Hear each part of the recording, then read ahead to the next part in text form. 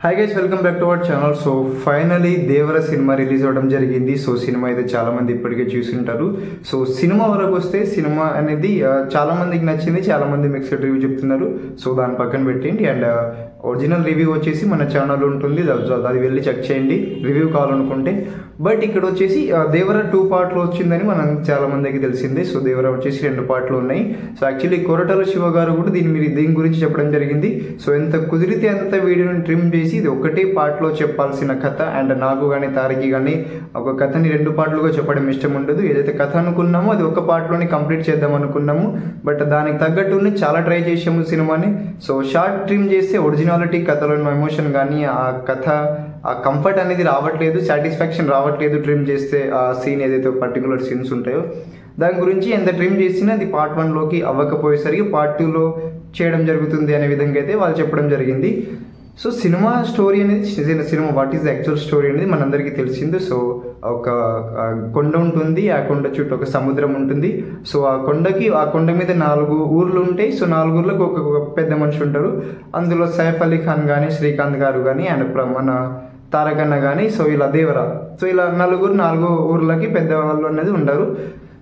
So వీళ్ళనేసి అక్రమ ఆయుధాల రవాణా చేస్తుంటారు. సో అది ఒక సిచ్యుయేషన్ వచ్చేసరికి దేవర రియలైజ్ అవుతాడు, సో ఇది చేస్తుంది తప్పు, దీనివల్ల చాలా నష్టం జరుగుతుంది మిగతా వాళ్ళకి అనే విధంగా రియలైజ్ అయ్యి, సో ఏదో బతకడానికి దారి లేక ఇది చేస్తున్నాము, కానీ ఇది అలవాటుగా మారిపోయింది తప్పు, దీన్ని ఆపాలి అనే విధంగా దేవర ఆపుతాడు.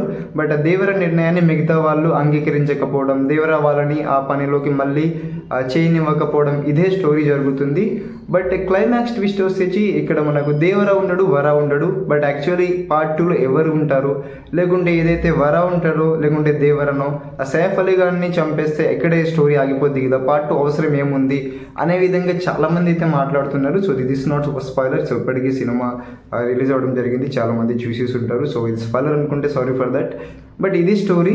బట్ యాక్చువల్లీ పార్ట్ 2 అవసరం ఉందా లేదా, లేకుంటే అసలు ఏదైతే ల్యాగ్ సీన్స్ ఉన్నాయో, లేకుంటే రిపీట్ సీన్స్ ఉన్నాయో, లేకుంటే వర అండ్ దేవర అనేది యాక్చువల్లీ వర పర్టికులర్గా వర సీన్ తీసేసి దేవరతోటి సినిమా కంప్లీట్ చేయొచ్చు కదా అనే విధంగా చాలామంది అయితే మాట్లాడుకుంటున్నారు.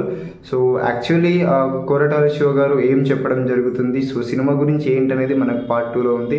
అండ్ ప్రకాష్ రాజ్ గారు ఏదైతే మనకు స్టోరీ చెప్తుంటారో అందులో సముద్రం కింద కొన్ని శవాలు ఉంటాయి, అస్థిపంజరాలు.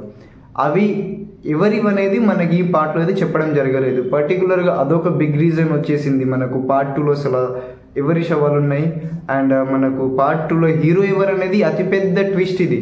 అసలు మనకు బాహుబలిలో కూడా ఇంత పెద్ద సీక్వెల్ లేదు. అసలు హీరో ఎవరు కూడా క్లారిటీ లేదు. నెక్స్ట్ పార్ట్లో దేవర చనిపోతాడు, వర చనిపోతాడు, నెక్స్ట్ పార్ట్లో హీరో ఎవరు కూడా తెలీదు. సో ఇలా చాలా డీటెయిల్స్ అనేది ఉన్నాయి, చాలా క్వశ్చన్ మార్క్ అనేది ఉన్నాయి మనకి ఈ సినిమాలో. సో అవన్నీ మనకు క్లారిటీ కావాలనుకుంటే పార్ట్ 2 వరకు వెయిట్ చేయాల్సిందే. బట్ ఈ పార్ట్ 2కి మధ్య గ్యాప్లో వచ్చేసి మనకు ఎన్టీఆర్ నీల్ తారకన్న NTR 31 వచ్చేసి నీల్తో అయితే చేయడం జరుగుతుంది. సో ఆ గ్యాప్లో కొరటాల శివ గారు ఎవరితో సినిమా చేస్తారనే క్లారిటీ అయితే ఇప్పటికైతే లేదు. బట్ ఈ గ్యాప్లో మనకు తారక్ అనేది వేరే సినిమా అనేది ఉంటుంది, అందులో వేరే కొరటాల కూడా వేరే వాళ్ళతో ఎవరితో సినిమా చేస్తారో తెలీదు. బట్ ఇన్ని లాజిక్ కానీ ఇన్ని క్వశ్చన్స్ కానీ మనకు పార్ట్ 1 అనేది మిగిలి వెళ్ళిపోయింది. కాబట్టి పార్ట్ 2లో చాలా క్వశ్చన్ మార్క్ ఉన్నాయి, చాలా డీటెయిలింగ్ ఇవ్వడం జరుగుతుంది. కాబట్టి అసలు ఒక స్టేజ్లో వచ్చేసరికి పార్ట్ 2 అవసరమా అనిపిస్తుంది.